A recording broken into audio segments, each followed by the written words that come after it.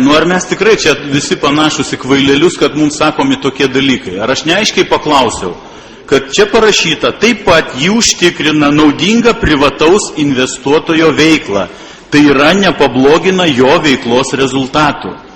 Tai mano klausimas buvo, ar savivaldybės funkcija yra garantuoti privataus investuotojo naudingą veiklą.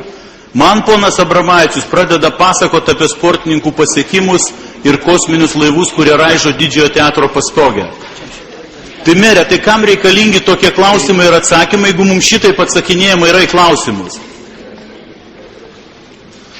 Man tai gėda, pavyzdžiui, už mūsų administracijos darbuotojus, prieš mus visus, kurie vienu atveju per 10 dienų atsiunčia nutarimo projektą iki tarybos, o kitu atveju tokius surašo, atleiskit, bajerius, kad jau tikrai normalų klausimą paverčia kažkokią komediją. Ačiū. Bet gerbiamas Gintarai, aš tik tai noriu pasakyti, kad aiškinamasis ir raštas nėra sprendžiamoji dalis. Mes pritarėm tikslingumui, o paskui pareigom administracijos direktoriui parengti konkurso sąlygas, su kuriomis mes taip pat būsim supažindinti ir kurias čia pat svarstysime.